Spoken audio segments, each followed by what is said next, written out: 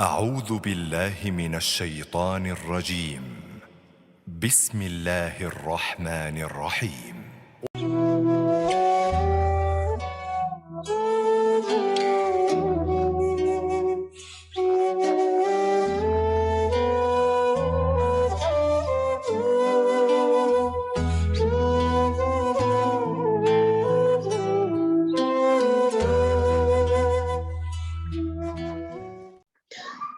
Bismillahirrahmanirrahim. Assalamualaikum warahmatullahi wabarakatuh.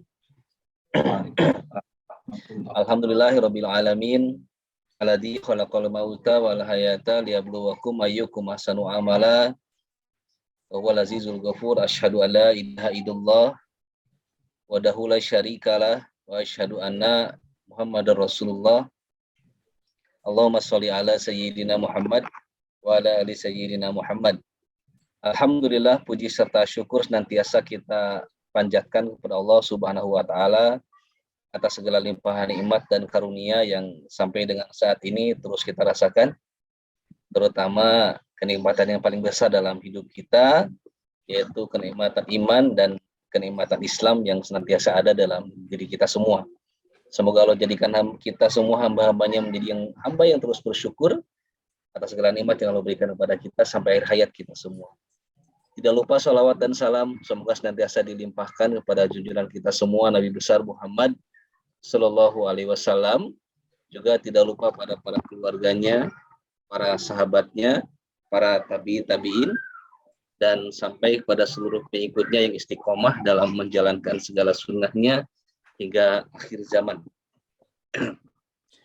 Seperti yang sudah kita ketahui bersama, alhamdulillah pada malam yang baik ini Allah telah pertemukan kembali dalam kajian online Masjid Ashifa Fakultas Kedokteran Universitas Padjadjaran. Alhamdulillah kegiatan kita sudah berjalan lebih dari 1,5 tahun. Semoga semakin memberikan kemanfaatan, keberkahan untuk kita semua.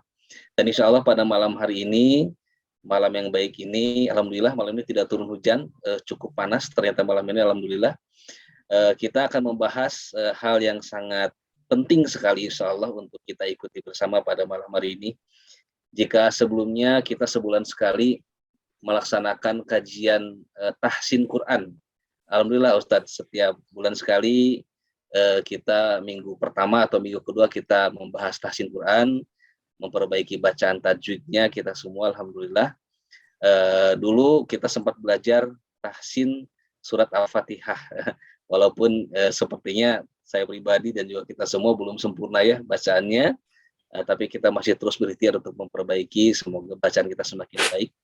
Dan insya Allah pada malam ini kajiannya akan berbeda. Nah, kita akan membahas surat Al-Fatihah, namun bukan tahsin ya Bapak Ibu. Kita tidak akan bertalaki, mungkin kita tidak akan diperbaiki bacaan makhraj panjang dan pendeknya, namun insya Allah kita akan membahas secara mendalam apa makna dan tafsir yang terkandung di dalam surat Al-Fatihah yang insya Allah kita semua yang ada di sini tentunya yakin hafal surat Al-Fatihah semuanya. Karena surat Al-Fatihah surat yang paling populer, paling familiar di antara kita semua umat muslim. Paling sering pula dibaca. Dalam sholat setiap hari kita baca paling sedikit sebanyak 17 kali sehari. Belum di dalam sholat sunatnya, belum di dalam kadang ada beberapa juga yang senantiasa ada beberapa kegiatan yang kadang suka kalau dibuka dengan membaca Al-Fatihah barangkali. Nah insya Allah kita belum pernah mengkaji secara mendalam ya kajian tafsir ini. Insya Allah pada malam hari ini alhamdulillah bersama guru kita Ustadz Nur Ihsan Jundul LC akan masuk ke dalam surat Al-Fatihah insya Allah. Semoga kita Allah bukakan hati kita, pikiran kita, Allah mudahkan kita untuk memahaminya, sehingga setelah kita mengetahui apa yang terkandung secara mendalam di dalam surat Al-Fatihah tersebut, semakin bisa meresapkan nilai-nilai yang terkandung dan semakin menambah kekhusyuan tentunya di dalam sholat, dan juga tentunya semakin bisa kita amalkan di dalam kehidupan kita sehari-hari sehingga lebih baik lagi. Amin ya rabbal alamin. Baik, kita buka kegiatan pada malam hari ini dengan bersama-sama kita membaca basmalah bersama-sama. Bismillahirrahmanirrahim. Alhamdulillah malam ini Ustadz sudah ada 41 jamaah yang bergabung. Insya Allah akan bertambah seiring berjalan kegiatan. Semoga kegiatan ini diberkahi Allah Subhanahu Wa Taala. Pada para jamaah sekalian, silakan sebelum dimulai disiapkan barangkali mushafnya yang ada terjemahannya barangkali sehingga lebih memudahkan nanti mengikuti, dan juga alat tulis catatan silakan disiapkan sehingga ada poin-poin penting yang takut kita lupa. Biasanya kita kalau ngaji suka paham gitu ya, tapi besok tadi apalagi ya lupa gitu.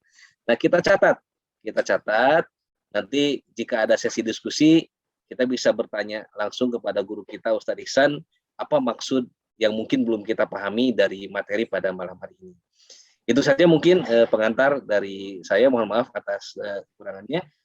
Kepada guru kita Ustadz Nur Ihsan Binullah LC untuk kajian pada malam hari ini, waktu dan medianya kami persilahkan. Mangga Ustadz. Baik.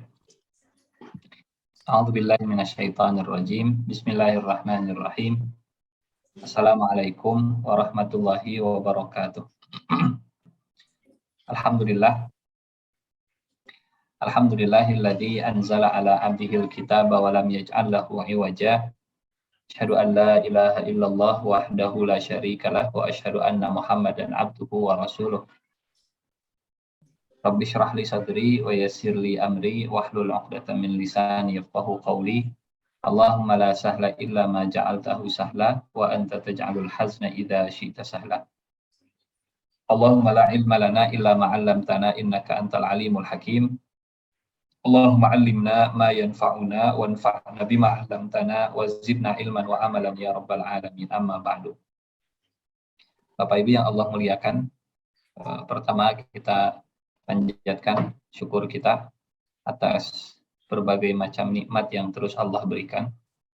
Mudah-mudahan semua nikmat yang sudah Allah limpahkan selalu kita gunakan dalam kebaikan dan ketaatan.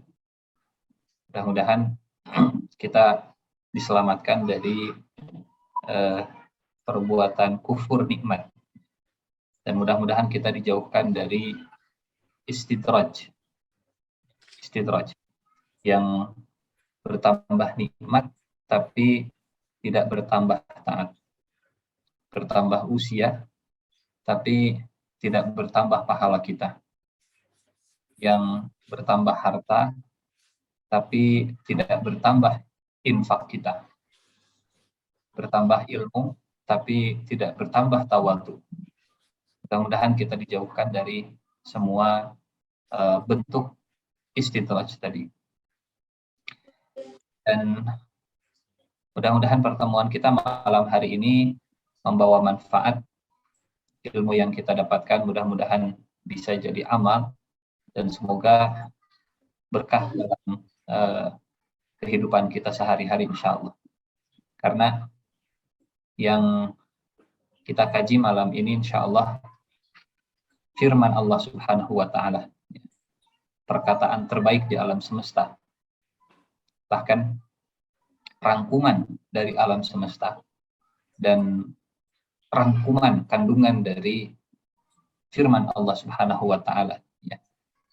Kalau alam semesta dirangkum itu menjadi Al-Quran, kemudian Al-Quran itu dirangkum, maka dia akan menjadi surat Al-Fatihah. Karena Al-Fatihah adalah ummul kitab, ya, induknya Al-Quran. Karena Al-Fatihah adalah surat yang merangkum semua firman Allah Subhanahu wa Ta'ala. Al-Quran ini merangkum semua kitab-kitab yang sudah terdahulu, dari mulai Zabur, Taurat, Injil, dan suhuf, lembaran-lembaran yang diturunkan kepada para nabi, dirangkum di dalam Al-Quran, dan Al-Quran kemudian dirangkum di dalam surat Al-Fatihah. Sehingga kandungannya begitu padat, kandungannya begitu luar biasa, bahkan Allah Subhanahu wa Ta'ala sampai mengatakan surat Al-Fatihah ini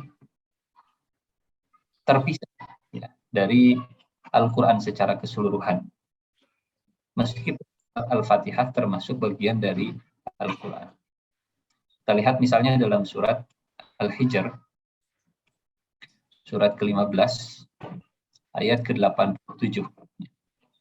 Surat ke-15 ayat ke-87. A'udzu billahi minasyaitonir rajim. Bismillahirrahmanirrahim. Walaqad atainaka sab'am minal mathani wal Qur'anal 'azim. Kami telah memberikan kepadamu 7 ayat yang dibaca berulang-ulang. Dan kami telah memberikan kepadamu Al-Qur'an yang agung. Kalau kita lihat ayat ini, Allah Subhanahu wa taala memisahkan surat Al-Fatihah, 7 ayat yang dibaca berulang-ulang dari Al-Qur'an yang agung. Meskipun Al-Fatihah termasuk bagian dari Al-Qur'an yang agung.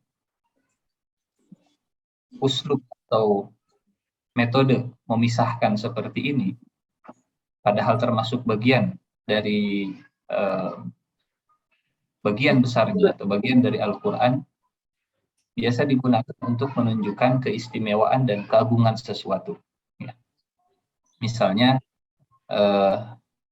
partisipan Zoom malam ini ada 60. Ya.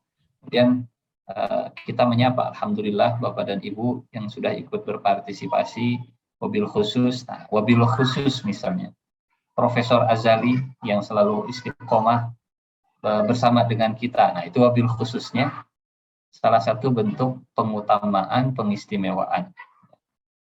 Sama seperti ayat-ayat ini juga.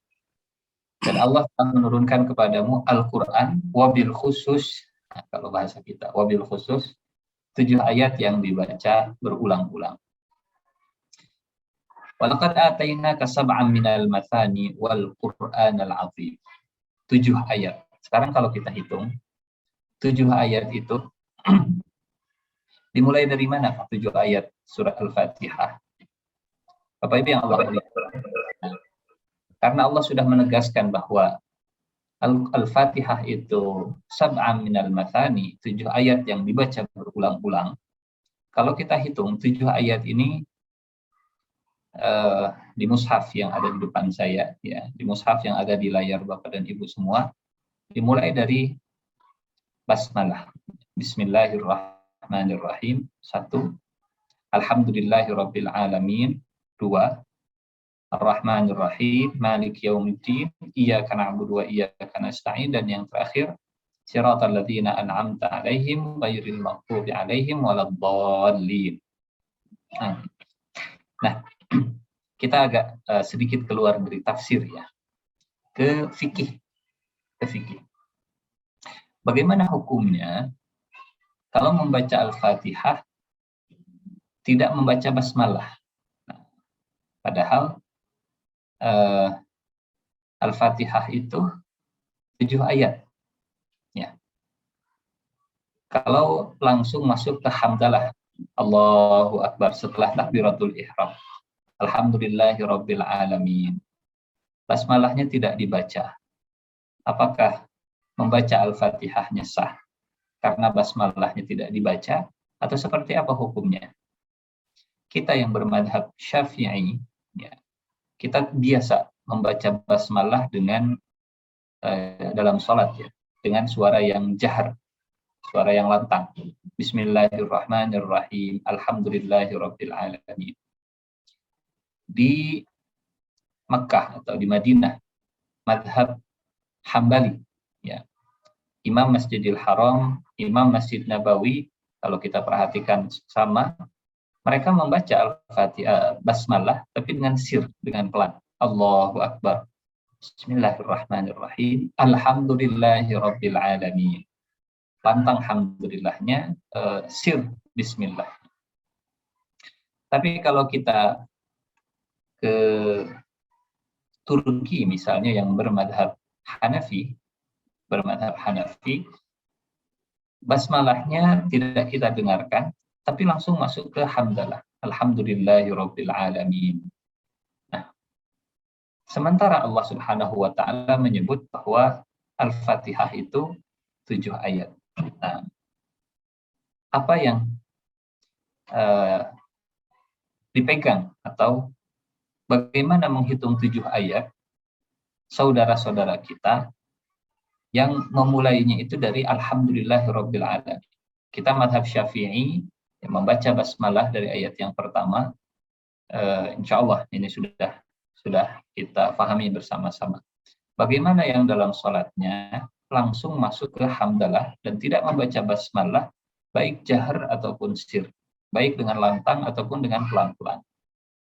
Nah, sementara kalau menghitung dari alhamdulillah, ayatnya hanya ada 6. Ayatnya tidak 7. Bapak Ibu yang Allah muliakan, sehingga di ayat yang ke-7, di ayat yang terakhir, ada sakta atau ada berhentinya untuk memenggal bahwa ini ada ada 2 ayat, kurang lebih demikian. Siratal ladzina an'amta 'alaihim titik ghairil maghdubi 'alaihim waladdallin. Jadi pada akhirnya totalnya tetap sama 7 ayat. Sab'am minal mathani. Kemudian Bapak Ibu yang Allah muliakan, kalimat basmalah ini, kalimat awal dari surat Al-Fatihah, Bismillahirrahmanirrahim, ini kalimat yang kata para ulama digunakan oleh Nabi Sulaiman alaihi salam saat beliau menulis surat. Dan surat yang ditulis oleh Nabi Sulaiman diabadikan oleh Allah Subhanahu wa taala juga di dalam Al-Qur'anul Karim. Ya. Kalau kita lihat misalnya, innahu min Sulaiman wa innahu bismillahirrahmanirrahim. Dalam surat An-Naml surat ke-27, ya, ayat ke-30. Surat An-Naml ayat ke-30. Qalat ya ayyuhal mala inni ulqiya ilayya kitabun karim. Kata Balqis, Ratu Saba, ada surat yang diterbangkan untuk kita. Bagaimana isi suratnya? Innahu min Sulaiman. Surat ini datang dari Sulaiman. Wa innahu, dan isinya apa?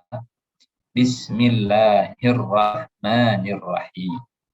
Jadi Nabi Sulaiman, rajanya Bani Israel, ya, Nabi yang sekaligus menjadi raja, Nabi yang memimpin Bani Israel, ketika menulis surat, kalimat pertamanya Bismillahirrahmanirrahim.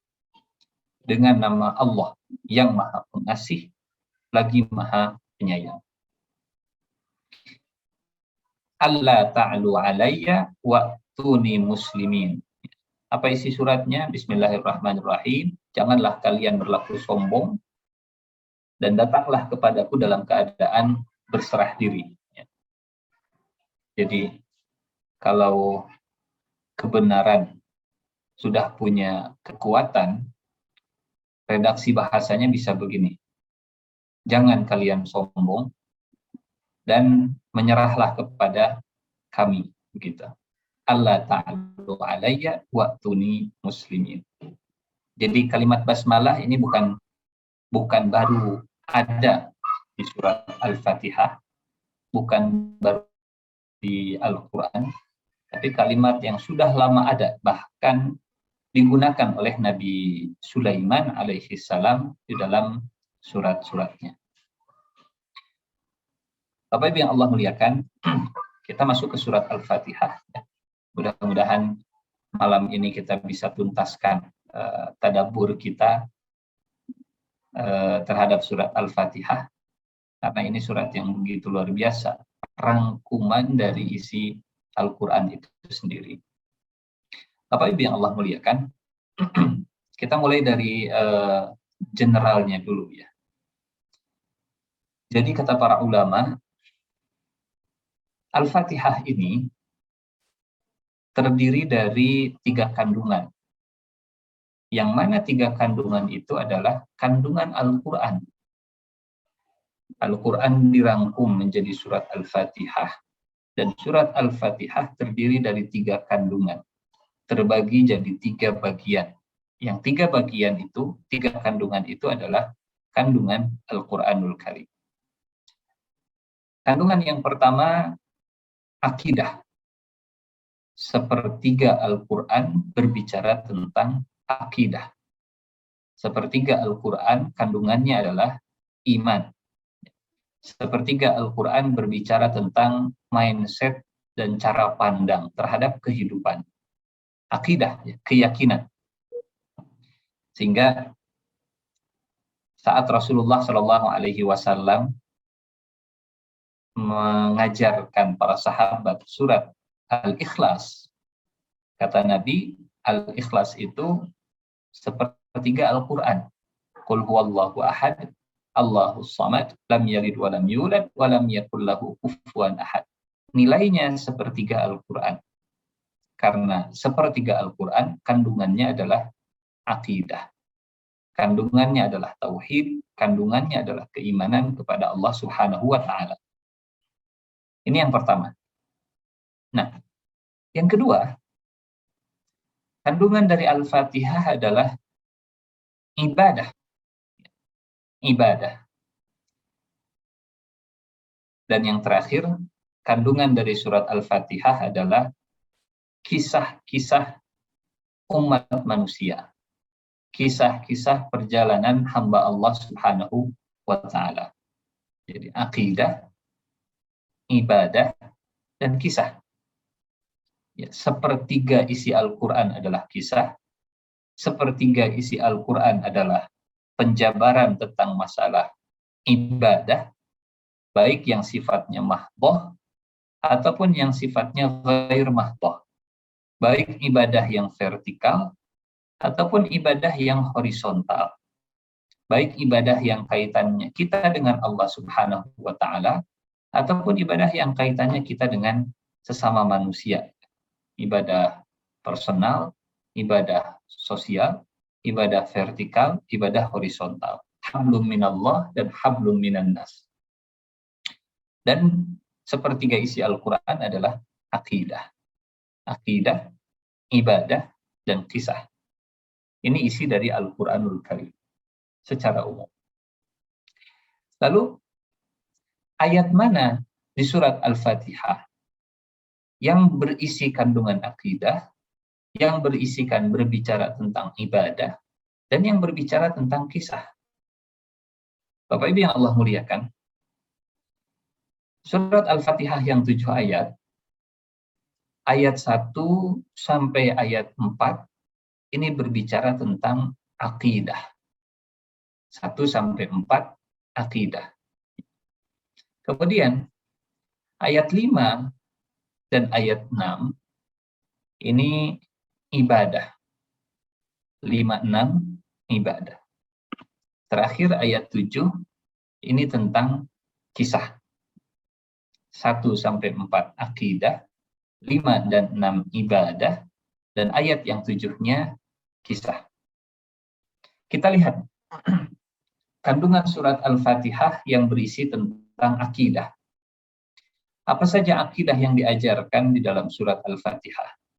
Kandungan keimanan apa yang Allah ajarkan di dalam surat Al-Fatihah? Yang pertama, kita baru mulai masuk ke ayat-ayatnya ya. Yang pertama, Allah Subhanahu wa taala menginginkan kita, ini bab akidah, agar setiap aktivitas, segala sesuatunya dimulai dan menyertakan nama Allah Subhanahu wa taala. Bismillah, dengan menyertakan, dengan menyebut, dengan membawa, dengan menggunakan nama Allah Subhanahu wa taala. Kalau kita mengajar, maka mengajarnya atas nama Allah, dengan nama Allah. Kalau kita ibadah, ibadahnya dengan nama Allah. Kalau kita kuliah, kuliahnya dengan nama Allah. Kalau kita ngaji, ngajinya dengan nama Allah. Bismillah. Kalau kita berjuang, berbisnis, berbisnisnya bismillah, dengan nama Allah. Kalau kita berpolitik, berpolitiknya juga bismillah, dengan nama Allah. Kalau kita mengoperasi, ya, melakukan operasi, mengoperasinya juga bismillah, dengan nama Allah.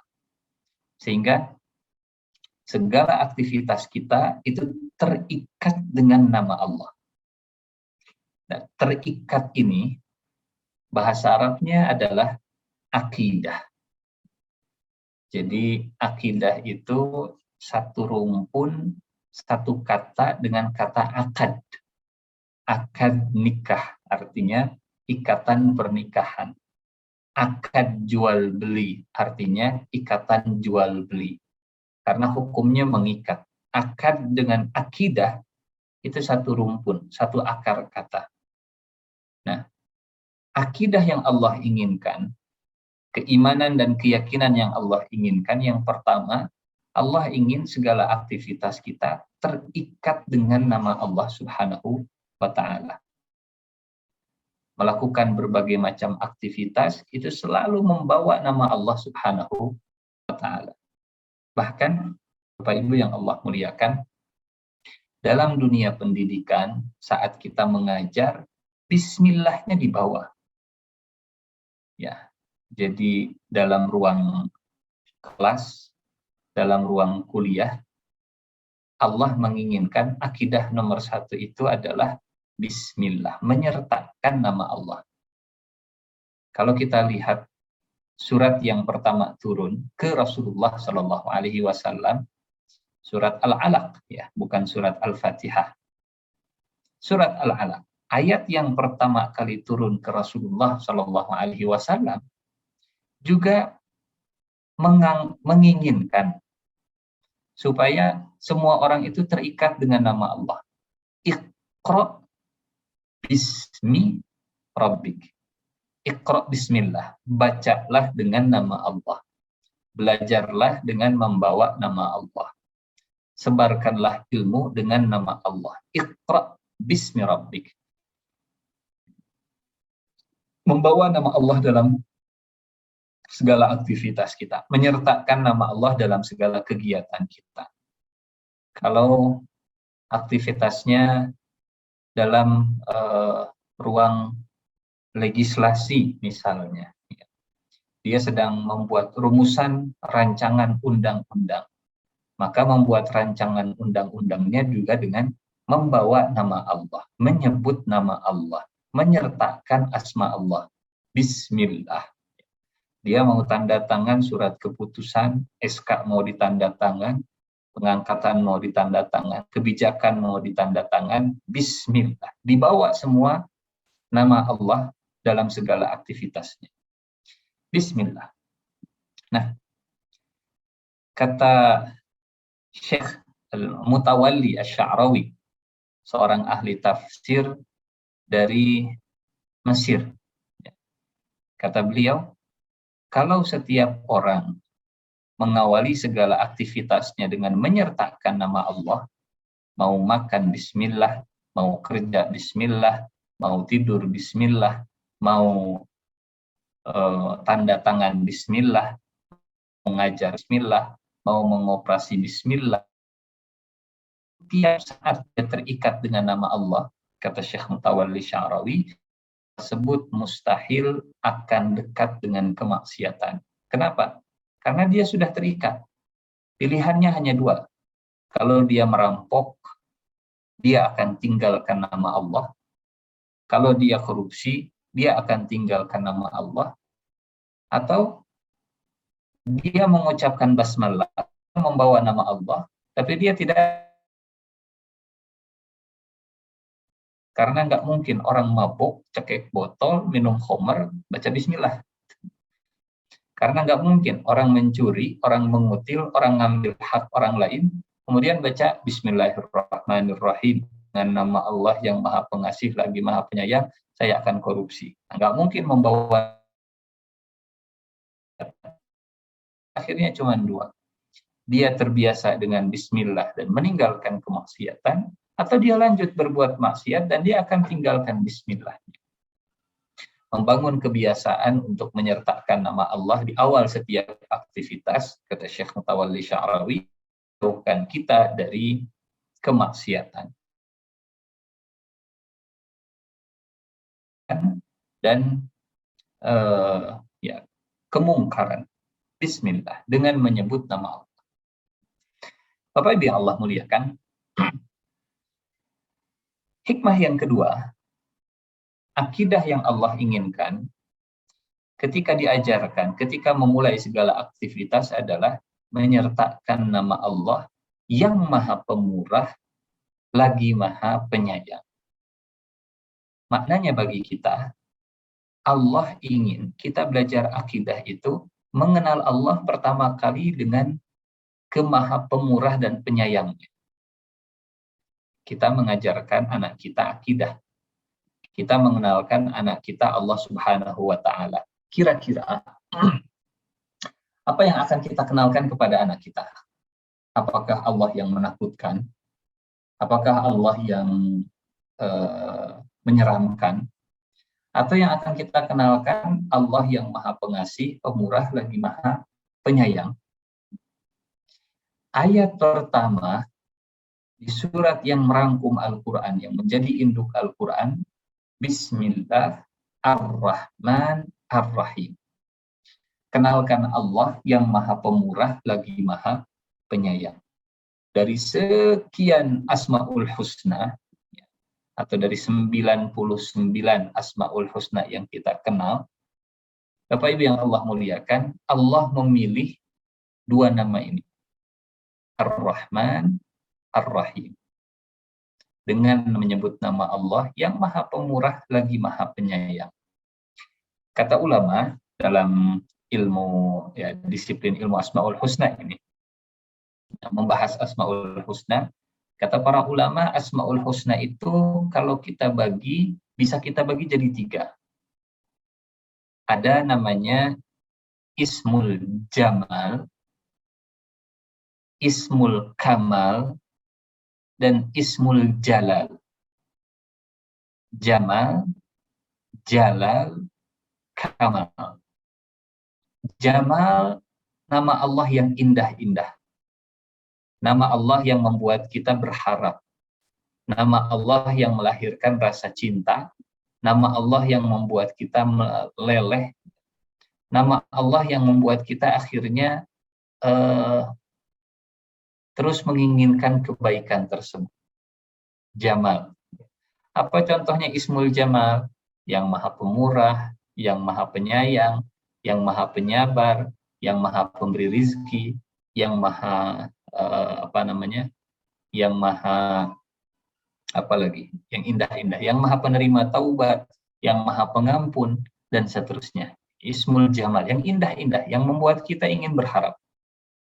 Yang kedua, Ismul Jalal, nama Allah yang membuat kita mawas diri. Allah Al-Mutakabbir, Allah Al-Jabbar, Allah yang berhak untuk besar, Allah yang berhak untuk sombong, Allah yang Jabbar, yang sangat berkuasa, Allah Al-Muntaqim, Allah yang mampu untuk membalas, Allah ada beberapa Asmaul Husna yang itu melahirkan rasa khauf kita, melahirkan rasa takut kita, membuat kita mawas diri. Kalau yang Jamal membuat kita berharap, kalau Jalal membuat kita jadi takut. Ya, khauf dan rojanya seimbang. Ada Ismul Kamal, nama yang sempurna. Nama-nama yang menggambarkan kesempurnaan Allah Subhanahu wa Ta'ala. Misalnya, Allah yang Maha menghidupkan, Allah yang Maha mematikan. Al-Muhyi, Al-Mumit. Allah yang Maha awal, Allah yang Maha akhir. Al-Awwal, Al-Akhir. Allah yang Maha zahir, Allah yang Maha batin. Al-Zahir, Al-Batin. Allah yang mengangkat, Allah juga yang menjatuhkan. Al-Khafid, Al-Rafi'. Allah yang menggenggam, Allah juga yang membentangkan. Al-Qabid, Al-Basit. Ya.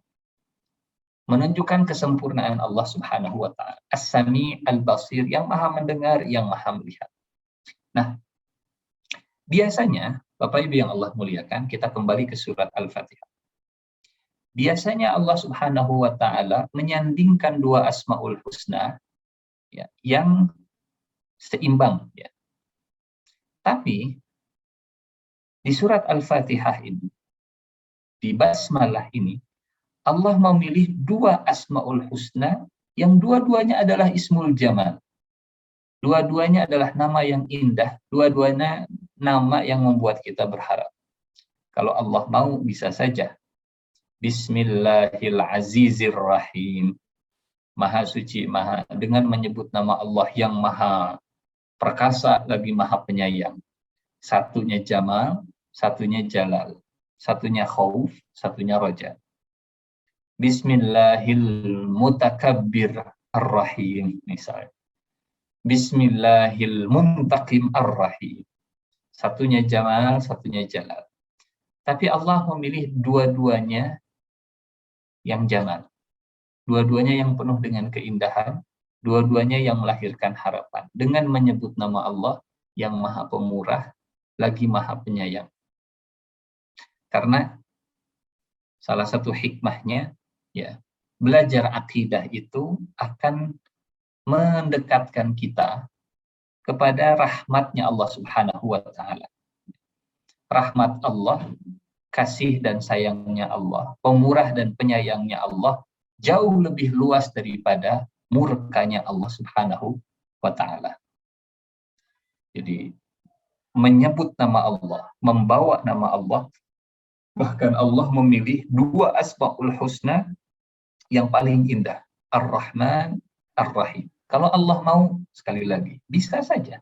Satunya yang melahirkan rasa takut, yang kedua yang melahirkan rasa harap kita, sehingga seimbang. Tapi dua-duanya Allah memilih yang begitu indah, yang maha pemurah, lagi maha penyayang. Bismillahirrahmanirrahim. Bapak Ibu yang Allah muliakan, dua hikmah dari ayat yang pertama, dua tadabbur kita, dua tafsir dari ayat yang pertama, Bismillah, menyertakan Allah, membawa nama Allah dalam segala aktivitas kita. Ar-Rahmanir-Rahim, Allah memilih dua Asmaul Husna yang terbaik. Allah ingin kita mengenalkan akidah, Allah mengenalkan dirinya sebagai Ar-Rahmanir-Rahim. Maka kita mengenalkan Allah kepada keluarga kita, juga Ar-Rahman, Ar-Rahim. Kita mengenalkan Allah sebagai zat yang maha pemurah, lagi maha penyayang. Yang Allah harapkan, cinta itu tumbuh lebih dulu. Harap itu tumbuh lebih besar, tumbuh lebih dulu. Bismillahirrahmanirrahim. Dengan menyebut nama Allah yang maha pengasih, lagi maha penyayang. Apa perbedaan antara Ar-Rahman, Ar-Rahim? Bapak Ibu yang Allah muliakan, ini Ar-Rahman, Ar-Rahim memang nanti akan diulang di ayat yang ketiga, ya. Jadi sekaligus kita mengkaji Ar-Rahman, Ar-Rahim di ayat yang ketiga. Apa perbedaan Ar-Rahman dengan Ar-Rahim? Salah satunya, ada yang menyebutkan, ulama menyebutkan Ar-Rahman itu untuk dunia, Ar-Rahim itu untuk nanti di akhirat, di surga. Kalau di dunia, Allah maha pemurah ke semua makhluk. Bahkan Fir'aun pun, ya Allah pemurah ke Fir'aun. Tapi nanti di akhirat, Ar-Rahim hanya untuk orang-orang yang beriman saja. Orang yang tidak beriman, mereka tidak akan mendapatkan rahimnya Allah Subhanahu wa Ta'ala, kasih sayangnya Allah Subhanahu wa Ta'ala. Ini yang pertama. Rahman, Rahim. Rahman untuk dunia, Rahim untuk nanti di akhirat. Ada juga yang menyebutkan Ar-Rahman ini untuk semua manusia, Ar-Rahim khusus untuk orang yang beriman saja. Jadi orang yang beriman dapat rahmannya Allah dan dapat rahimnya Allah. Kalau orang yang tidak beriman, dia dapat rahmannya Allah, tapi dia tidak mendapat rahim dari Allah Subhanahu wa Ta'ala.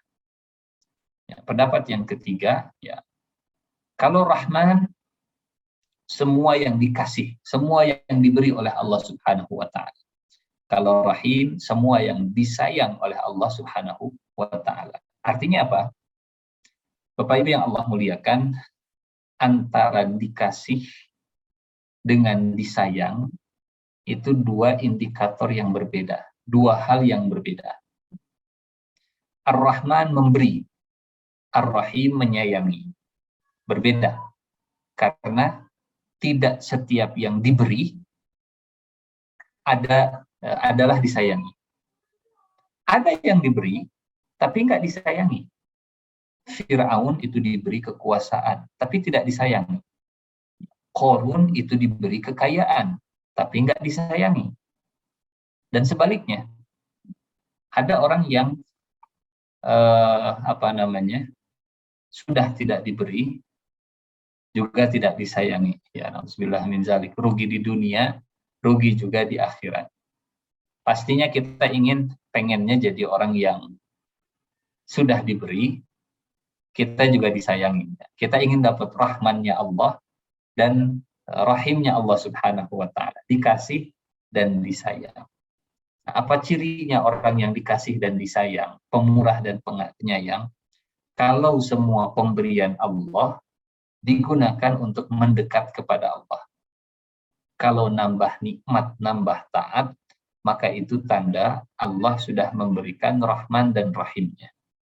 Kalau bertambah nikmat, artinya rahman, bertambah juga taat, artinya rahim.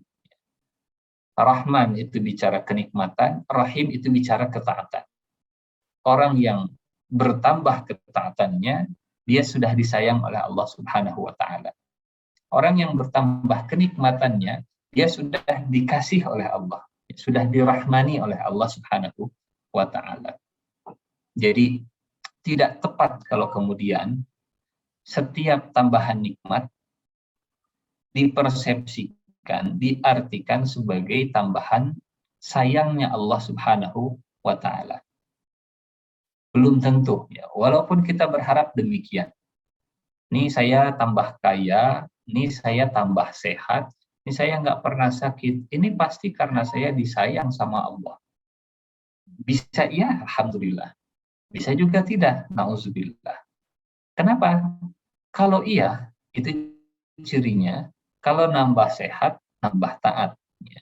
Nambah nikmat, nambah taat. Itu Rahman Rahim. Bisa juga tidak. Kalau nambah nikmat, tapi nambah maksiat. Nambah nikmat, malah nambah bejat. Ya. Nambah usia, kata pepatah, tua-tua keladi, makin tua makin jadi misalnya. Nambah harta, nambah bakhil. Nambah ilmu, nambah sombong.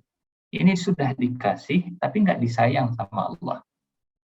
Sehingga beruntung orang yang mendapatkan rahman dan rahimnya Allah. Pemurah dan penyayangnya Allah. Pengasih dan penyayangnya Allah. Bismillahirrahmanirrahim. Nah, Bapak Ibu yang Allah muliakan, jamaah hadirin rahmatullah, ini hikmah dari Bismillahirrahmanirrahim yang kita coba rangkum sesingkat-singkatnya. Dua hikmah dari ayat yang pertama, menyertakan Allah dalam segala aktivitas dan mengenalkan Allah sebagai zat yang maha pengasih lagi maha penyayang. Prioritas pertama adalah membuat orang cinta kepada Allah Subhanahu wa Ta'ala. Nah, yang berikutnya, ayat yang kedua, Alhamdulillahi Rabbil Alamin. Segala puji milik Allah. Apa konsep akidah dari ayat yang kedua ini? Bapak Ibu yang Allah muliakan, di ayat yang kedua ini Allah menginginkan kita sadar diri bahwa kita ini bukan makhluk yang sempurna. Kita bukan makhluk yang bersih dari kekurangan. Kita ini makhluk yang sesaat kita dipuji, sesaat boleh jadi mungkin kita ini berhak untuk ditegur dan dinasihati. Tapi Allah Subhanahu wa Ta'ala adalah zat yang semua pujian itu milik Allah Subhanahu wa Ta'ala. Semua kekurangan tidak dinisbatkan kepada Allah. Semua keburukan itu tidak diarahkan kepada Allah. Alhamdulillah. Segala puji milik siapa? Bukan milik kita.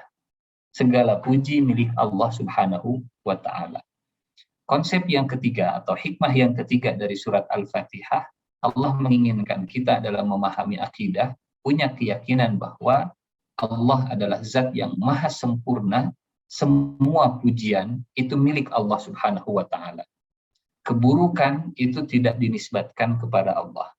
Yang dinisbatkan kepada Allah adalah pujian, pujian, dan pujian. Kebaikan, kebaikan, dan kebaikan. Alhamdulillah. Boleh jadi, Bapak Ibu yang Allah muliakan, kita mendapat pujian dari orang lain. Luar biasa nih, misal ya. Misal saya dipuji contoh. Ustadz luar biasa, hebat Ustadz ini. Kita sadar karena sudah belajar Al-Fatihah, kita ini nggak berhak dipuji. Yang berhak dipuji itu Allah. Maka setiap kita mendapatkan pujian, kembalikan pujian itu kepada pemilik yang sesungguhnya. Alhamdulillah. Kalau Bapak memuji saya, Pak, segala puji itu hanya milik Allah. Dan mengucapkan alhamdulillahnya juga dengan hati ya. Jadi bukan di lisan alhamdulillah, tapi di hati alhamdulillah saya. Segala puji bagi saya. Ustaz mani hebat ya, alhamdulillah. Abdi teh ya, nah, itu bukan alhamdulillah begitu. Itu mulutnya saja yang mengucapkan alhamdulillah, hatinya mengucapkan alhamdulillah saya. Ya, segala puji bagi saya. Kesadaran bahwa segala puji itu milik Allah membuat kita jadi nggak sombong, membuat kita jadi nggak takabur. Kalau kita diapresiasi, kalau kita diangkat, kalau kita dihormati, kalau kita dihargai, kalau kita dijunjung tinggi, kalau kita dimuliakan, kalau kita didahulukan, kalau kita dikasih posisi di depan, kita sadar segala puji bukan milik saya, segala puji milik Allah. Alhamdulillah. Dapat kehormatan, kembalikan kehormatan itu ke Allah. Alhamdulillah. Dengan kesadaran hati, dengan kesadaran akidah kita, bahwa yang berhak dipuji Allah. Lalu bagaimana dengan kita? Bapak Ibu yang Allah muliakan, orang memuji kita karena Allah menutupi aib kita dan dosa kita. Orang memuji kita karena mereka dijauhkan oleh Allah dari semua dosa-dosa dan kesalahan kita. Andai setiap orang itu tahu dosa dan kesalahan kita, saya kira orang juga malas untuk memuji kita ya. Kenapa Ustadz Adri itu selalu mengundang saya? Ya, kemudian dipanggil guru kita, Ustadz kita. Karena Allah masih jauhkan Bapak dan Ibu ya dari dosa-dosa saya. Allah masih tutup aib saya. Allah nggak bongkar semua kesalahan-kesalahan saya. Ya, Allah tutup busuknya diri saya ini. Sehingga ya banyak yang mungkin ngundang lagi, guru kita Al-Ustadz Nur Ihsan Jundullah. Alhamdulillah, pujian itu milik Allah. Karena Allah yang masih menutup dosa kita, Allah yang masih menutup aib kita, Allah yang masih menjaga kekurangan kita supaya nggak viral di dunia maya, supaya nggak viral jadi obrolan semesta. Ya, alhamdulillah. Sehingga kesadaran akidah setelah membaca, apalagi setiap hari kita membaca, tadi 17 kali ya, minimal dalam sehari, kita membaca Alhamdulillah. Sehingga aneh, kalau setiap sholat membaca Alhamdulillah, tapi sehari-hari masih sombong, angkuh, ya, tinggi diri, merasa dirinya yang paling berhak untuk dihormati. Padahal setiap sholat, segala puji milik Allah. Alhamdulillah. Setelah saya sholat, pujian itu milik saya. Bapak Ibu yang Allah muliakan, pujian itu seringkali menjerumuskan dalam kesyirikan. 3 yang seringkali menjerumuskan dalam kesyirikan. Pujian, kenikmatan, dan kekuasaan. Innal hamda wan ni'mata laka wal mulk la syarika lak. Kalau kita bertalbiyah, kalau kita pergi haji dan umrah, kalimat ini selalu kita ulang-ulang. Supaya kita bersih menghadap Allah, tidak ada kesyirikan sedikit pun. Dan kita mendeklarasikan, semua pujian, semua kenikmatan, semua kekuasaan, semua milikmu. Tidak ada sekutu bagimu. Labbaik Allahumma labbaik, labbaik la syarika laka labbaik. Innal hamda wan ni'mata laka wal mulk la syarika lak. Pujian, kenikmatan, dan kekuasaan seringkali membuat kita lupa, lalai, dan akhirnya tergelincir jatuh ke dalam kesyirikan. Alhamdulillah, ya, segala puji hanya milik Allah. Segala puji bagi Allah saja, bukan bagi kita. Konsep akidah yang membersihkan diri kita dari berbagai macam kesombongan, tinggi hati, keangkuhan, dan seterusnya. Alhamdulillah Rabbil Alamin. Yang keempat, hikmah dari surat Al-Fatihah ini, kita diajarkan oleh Allah tentang konsep akidah bahwa hanya Allah yang mengendalikan, merawat, membesarkan alam semesta. Rabbil Alamin. Tuhan semesta alam. Bapak Ibu yang Allah muliakan, dalam perjalanan sejarah umat manusia, ada orang-orang yang mengaku jadi Tuhan. Ada orang-orang yang mengklaim ketuhanan. Contohnya misal Namrud, ya. Namrud mengaku jadi Tuhan. Ketika berdebat dengan Nabi Ibrahim alaihissalam, kata Namrud, saya bisa mematikan. Kata Nabi Ibrahim, kita lihat debatnya. Debat Nabi Ibrahim dengan Namrud, ya. Ana uhyi wa umit. Surat Al-Baqarah ayat 258. Alam tara ila alladhi hajja Ibrahim fi rabbih an atahu Allahul mulka idh qala Ibrahim rabbi alladhi yuhyi wa yumit. Qala ana uhyi wa umit. Qala Ibrahim fa inna Allah ya'ti bisyamsi minal masyriq fa'ti biha minal maghrib. Fabuhita alladhi kafar wallahu la yahdil qaumadh dhalimin. Namrud merasa jadi Tuhan. Syirik. Kenapa? Karena dikasih kekuasaan oleh Allah. Ini yang tadi kita sampaikan. 3 hal yang seringkali menggelincirkan sampai akhirnya menjatuhkan dalam kesyirikan. Pujian, kenikmatan, dan kekuasaan. Tidakkah kalian perhatikan orang yang mendebat Ibrahim tentang Tuhannya karena Allah telah memberikan orang itu kekuasaan? Kata Nabi Ibrahim, hai Namrud, Tuhanku itu bisa menghidupkan dan bisa mematikan. Kata Namrud, saya juga bisa. Ana uhyi wa umit. Saya juga Tuhan. Saya juga bisa menghidupkan dan mematikan. Bagaimana bentuknya menghidupkan dan mematikan ala Namrud? Kata Namrud, datangkan 2 orang untukku. Datang 2 orang. Kemudian Namrud ngambil pedang. Yang satu dibunuh, yang satu dibiarkan. Kata Namrud, yang saya bunuh itu saya matikan.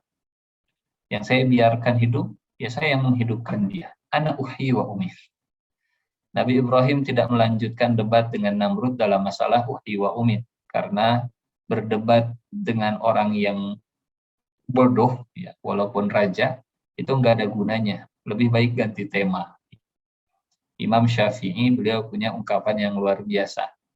Kata Imam Syafi'i, kalau saya berdebat dengan orang pintar, saya selalu menang. Kalau saya berdebat dengan orang bodoh, saya kalah. Jadi yang bisa mengalahkan Imam Syafi'i ternyata orang bodoh. Orang pintar itu kalah sama Imam Syafi'i. Akhirnya Nabi Ibrahim ganti tema. Sudahlah, kalau begini caranya, kalau begini pola pikirnya, nggak usah diteruskan debatnya. Hingga Nabi Ibrahim kemudian berubah tema. Kata Nabi Ibrahim, Qala Ibrahimu fa inna Allah ya'ti bisyamsi minal masyriq.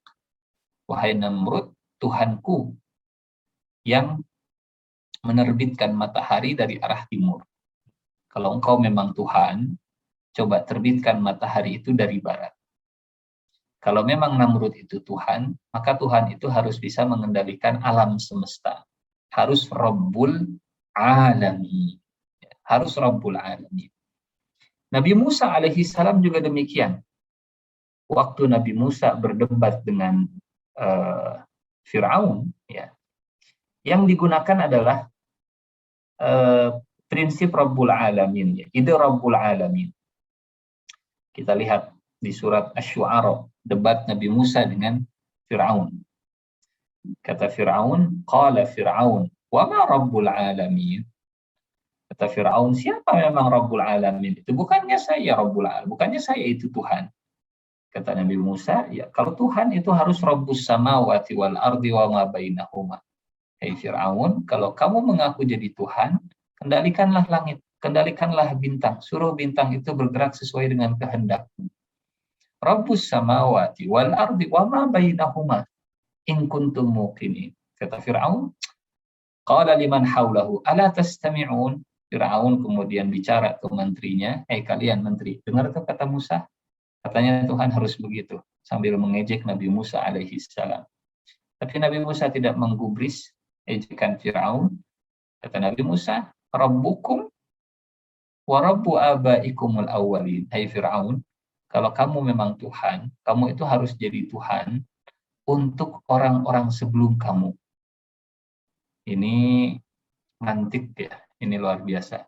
Nabi Musa mengajak Fir'aun berpikir, Fir'aun, kalau kamu Tuhan, kamu itu hidup kapan sih? Kamu itu punya bapak.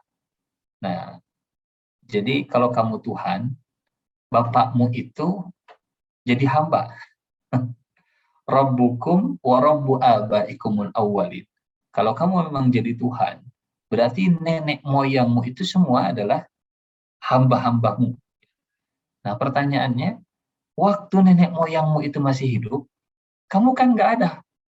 Kamu belum lahir. Rabbukum wa rabbu abaikumul awwalin. Lalu siapa Tuhan di alam semesta ini sementara kamu belum lahir, wahai Fir'aun?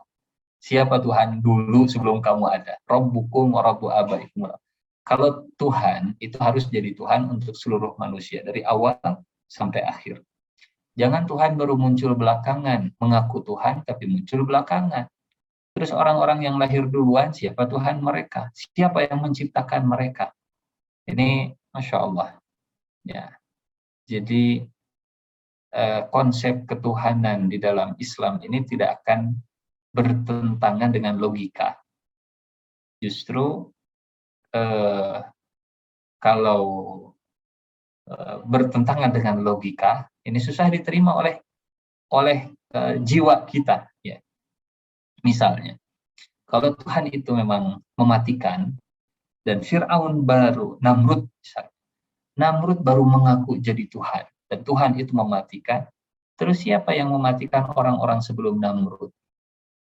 Nah, Tuhannya nggak ada, Tuhannya tidak ada.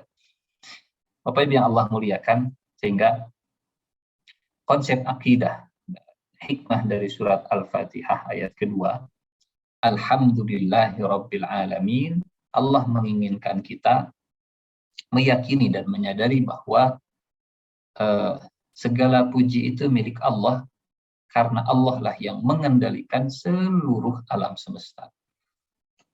Rabbil Alamin, seluruh alam, ya, bukan hanya sekedar alam jin, bukan hanya sekedar alam manusia, termasuk alam malaikat, termasuk alam hewan, alam tumbuhan, alam langit, alam bumi, alam nyata, alam gaib, semuanya dikendalikan oleh Allah Subhanahu wa ta'ala. Alhamdulillahi Rabbil Alamin. Dengan seperti ini, keyakinan bahwa alam semesta itu dikendalikan oleh Allah Subhanahu wa ta'ala, akhirnya seorang muslim, seorang mukmin yang punya akidah, yakin bahwa alamin itu Rabbnya Allah, alam semesta itu dikendalikan oleh Allah saja. Salafus saleh, orang-orang saleh zaman dulu dan orang saleh zaman sekarang, mereka nggak pernah gentar dengan kebatilan. Mereka selalu yakin, bahkan hati orang-orang yang zalim pun Allah bisa mengendalikannya. Kalau Allah berkehendak, Allah bisa. Ada cerita, ini luar biasa ya. Uqbah bin Nafi'. Uqbah bin Nafi'. Ini ceritanya mungkin seperti aneh, tapi ini nyata. Uqbah bin Nafi' memimpin pasukan sampai ke satu hutan. Mau masuk ke satu hutan.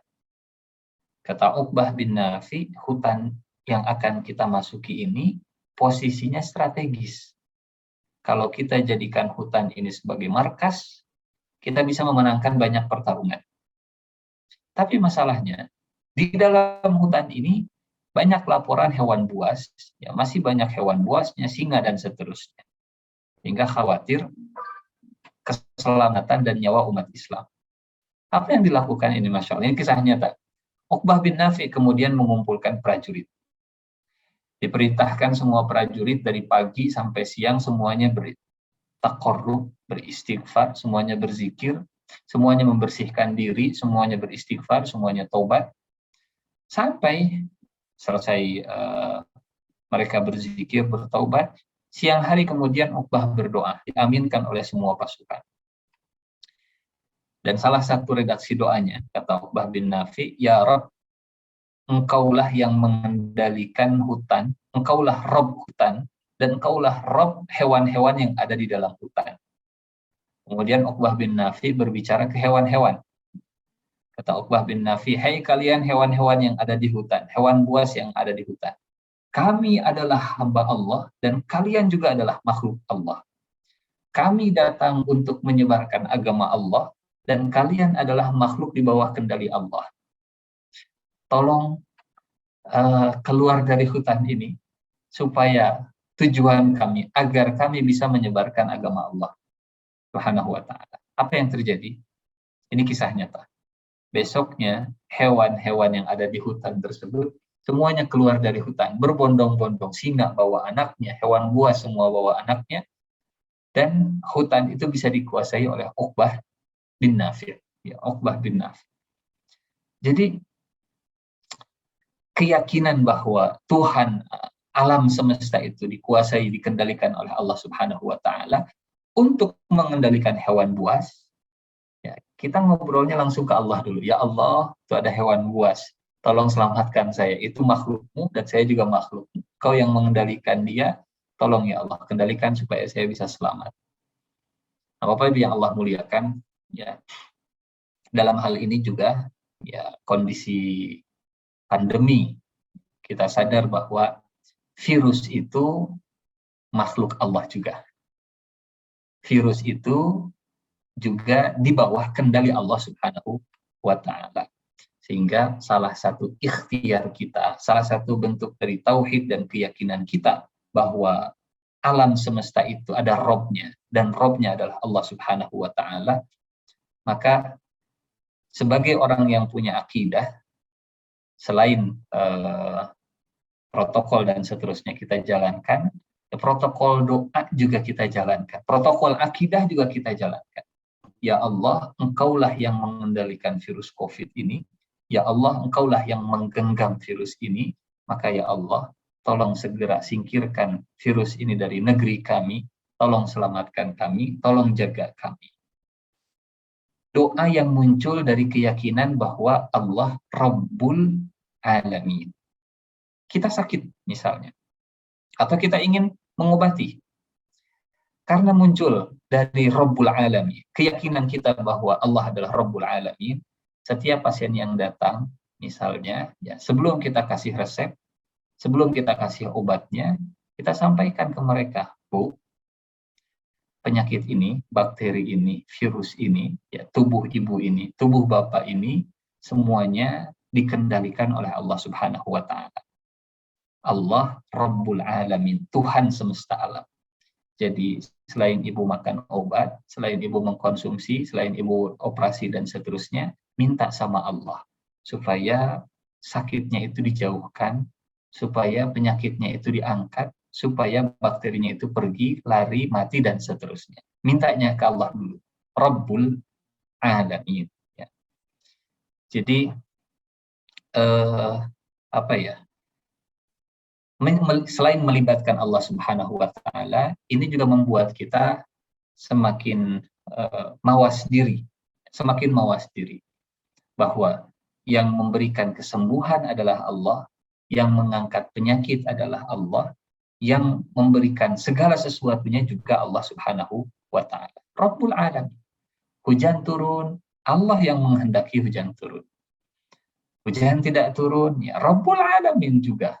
Allah yang menghendaki hujan tidak turun. Bapak Ibu yang Allah muliakan, ini hikmah yang keempat dari ayat yang kedua, ya.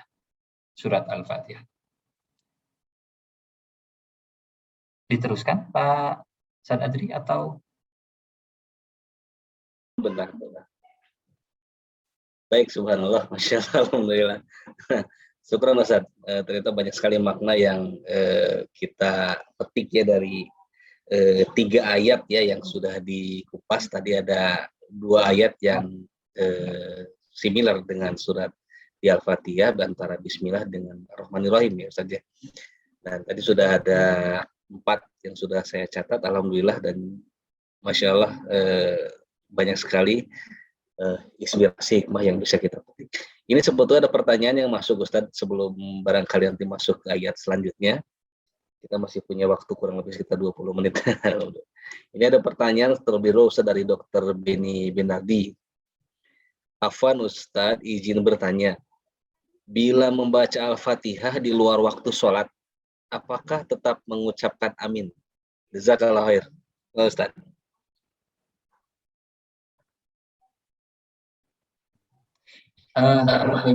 Ya kan? Memang amin ini nanti kita bahas di akhir surat Al-Fatihahnya.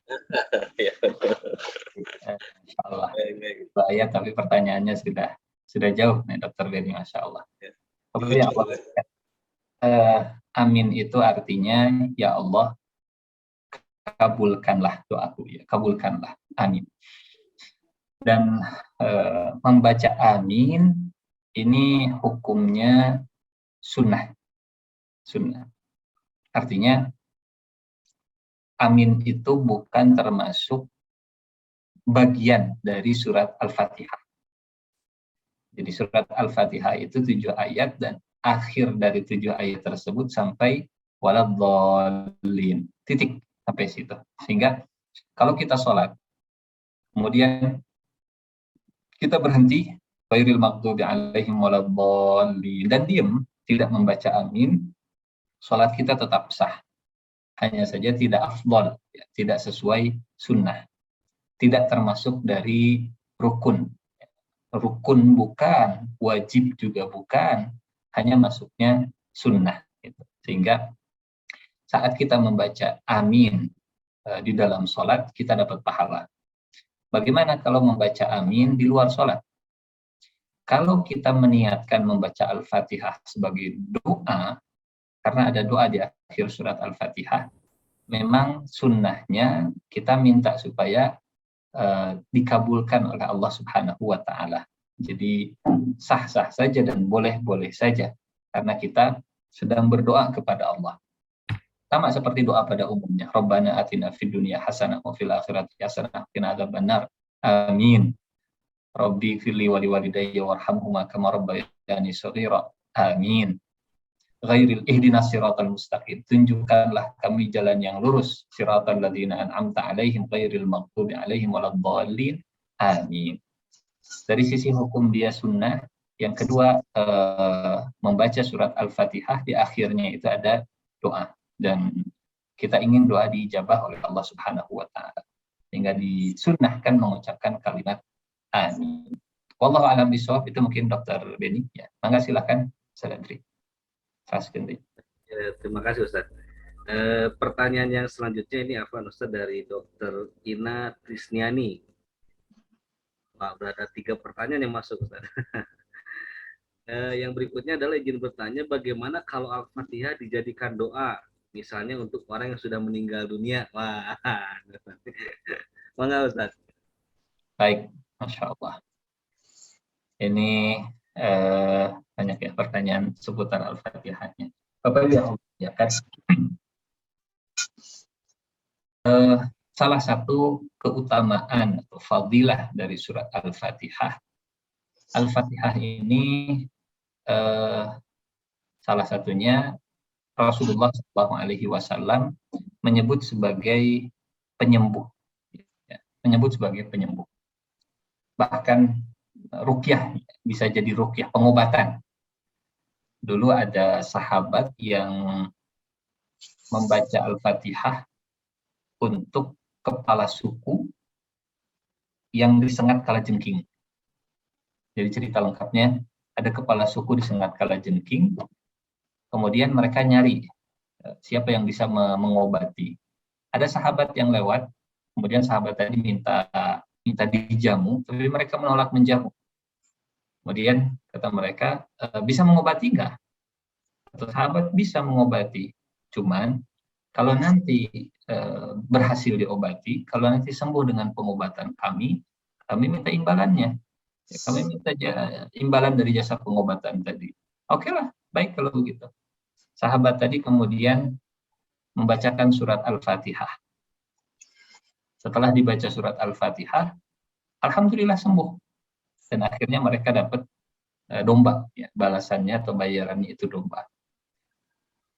Waktu mereka mau nyembelih, mau makan, ya mau nyembelih dombanya, kata sahabat yang lain, jangan dulu. Ini kita belum tahu hukumnya makan daging domba hasil dari pengobatan dengan baca surat Al-Fatihah. Katanya dulu hukumnya ke Rasulullah Shallallahu Alaihi Wasallam. Mereka pulang bawa dombanya, diceritakan kisahnya, tanyakan hukum makan dombanya. Jawaban Nabi, dari mana kalian tahu kalau Al-Fatihah itu bisa jadi doa yang menyembuhkan? Wa ma adraka annaha ruqyah. Dari mana kalian tahu bahwa Al-Fatihah itu bisa jadi ruqyah? Bisa jadi ruqyah. Dan akhirnya kata Nabi, tolong sisihkan, saya juga mau. Jadi Nabi mentakrir, ya, Nabi membolehkan mendapat imbalan dari pengobatan, yang pengobatan itu dengan membaca Al-Quran. Nah, Bapak yang Allah muliakan, kalau Al-Fatihah itu rangkuman kandungan dari Al-Quranul Karim, ya, membaca Al-Fatihah ini merangkum kandungan dari Al-Quran itu sendiri. Hingga saya sendiri lebih memilih bahwa menggunakan Al-Fatihah sebagai doa itu bukan sesuatu yang salah, ya. Bukan sesuatu yang terlarang, bukan sesuatu yang kemudian jadi dosa, ya. Bukan sesuatu yang kemudian bisa disebut sesat misalnya. Ya. Jadi termasuk dalam mendoakan orang lain, ya, mendoakan orang yang sudah meninggal dunia, kemudian membaca Al-Fatihah. Saya lebih memilih pendapat bahwa Rasulullah pernah membolehkan orang yang mendoakan dengan membaca surat Al-Fatihah untuk orang yang sakit tadi. Seperti itu mungkin, wallahu a'lam bishawab. Baik, syukur alhamdulillah. Sepertinya jawaban tadi apakah sekaligus menjawab pertanyaan ketiga, Ustaz? Ini yang kita dari Dr. Siti Karina menyampaikan, Assalamualaikum warahmatullahi wabarakatuh. Akhir-akhir ini banyak orang yang berkomentar di WhatsApp ketika merespon teman yang sedang mengingat almarhum atau almarhumah dengan kata Al-Fatihah untuk almarhum. Tetapi belum tentu kan yang merespon tersebut langsung membaca Al-Fatihah, tapi sekedar bilang saja. Nah, ini bagaimana, Ustaz? Begitu. Bapak yang Allah muliakan, ini mungkin babnya nanti kalau kalau kita kaji, apa hukumnya mengirimkan pahala untuk orang yang sudah meninggal, begitu ya. Babnya ke sana nanti. Apakah kalau kita bersodakoh dan pahalanya kita niatkan untuk si fulan yang sudah meninggal nyampe, misal, di bawah bab itu semua, apakah haji yang kita kerjakan, umroh yang kita lakukan, dengan niat pahalanya haji dan umroh ini kita kirimkan untuk orang tua yang sudah meninggal, haji badal, ya, istilahnya umroh badal gitu. Apakah ketaatan yang kita lakukan pahalanya bisa diniatkan dikirim untuk orang yang sudah meninggal? Nah, di bawah ini semua, di bawah bab itu semua nanti masuk.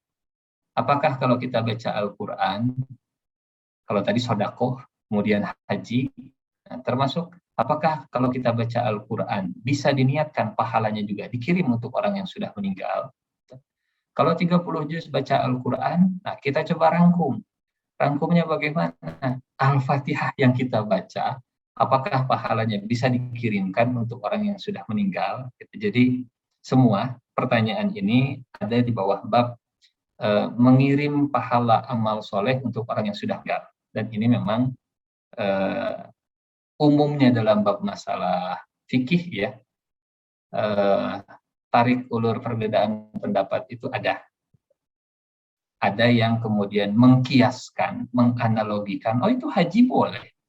Padahal yang berangkat hajinya si fulan, misalnya saya yang hajinya, kemudian saya yang tawafnya, saya yang sa'inya, bahkan berangkat dengan uang saya, tapi badal haji itu bisa.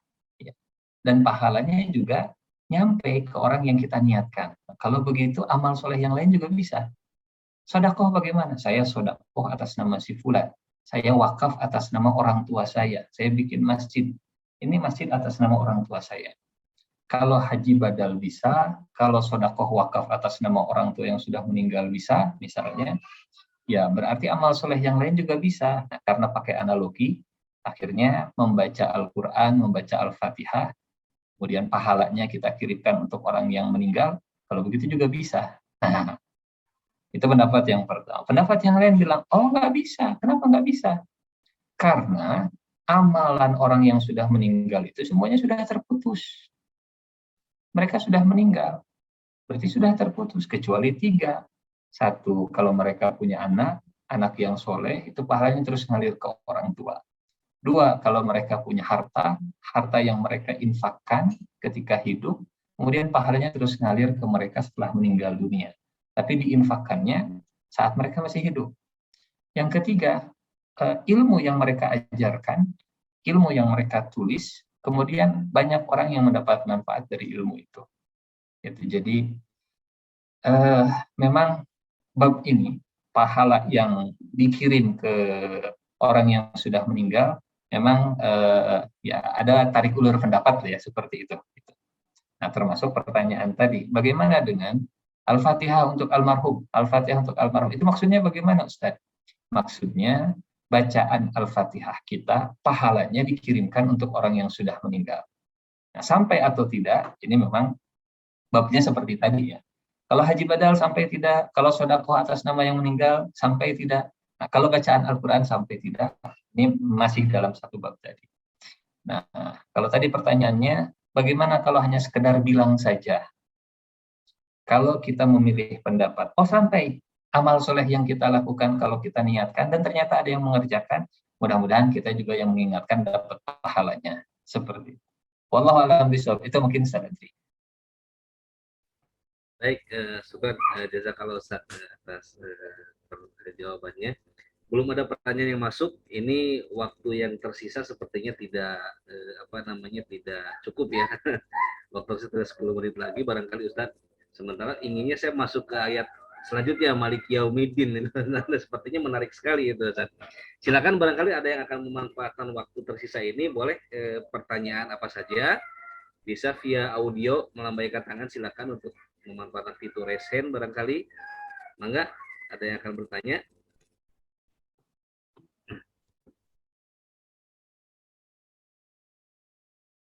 Oh, sepertinya tidak yang barangkali Ustaz.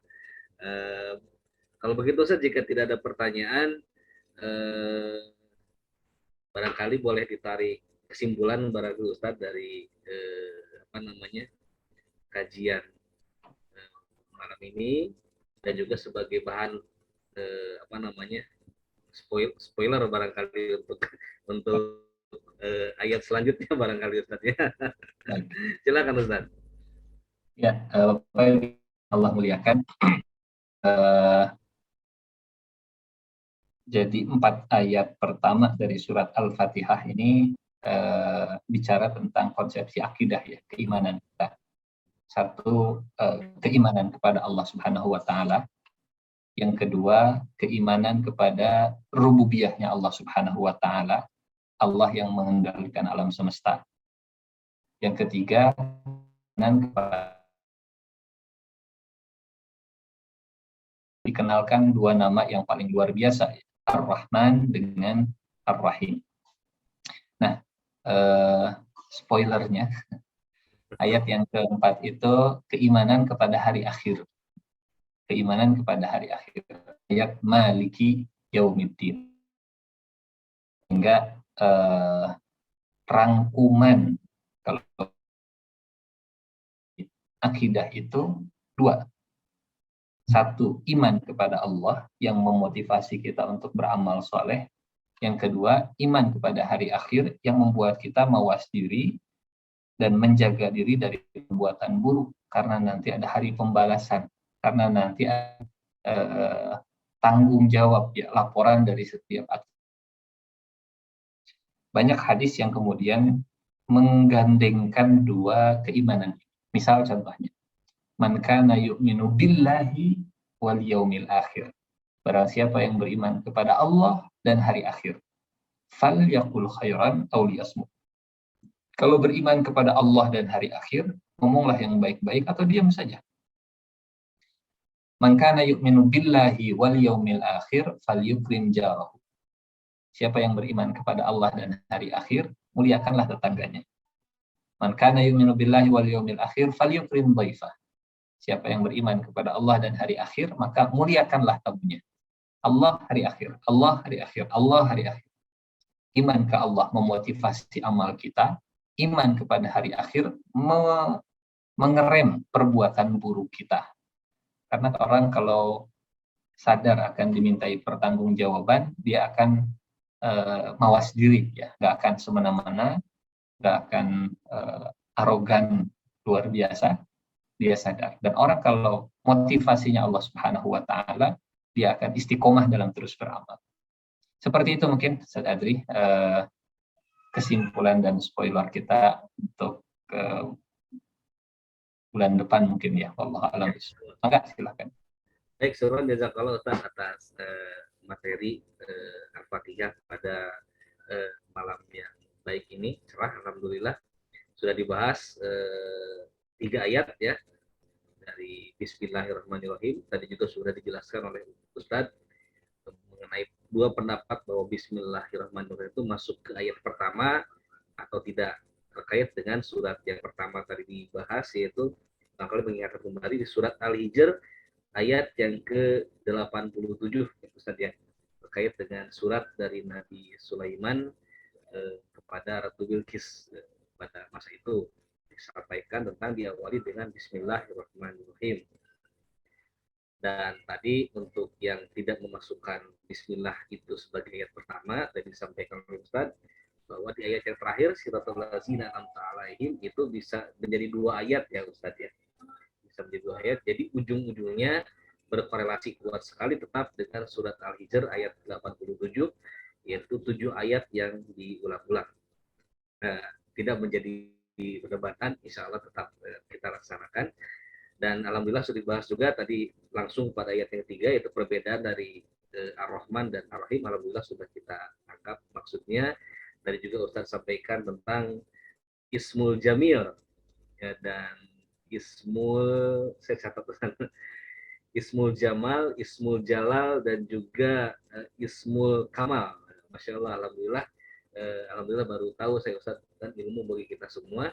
Itulah nama-nama Allah yang mencerminkan ketiga sifat tersebut, yaitu yang tentang keindahan dan juga yang membuat kita mawas diri, yaitu Ismul Jalal, dan juga yang menunjukkan tentang kesempurnaan dari Allah Subhanahu wa Ta'ala.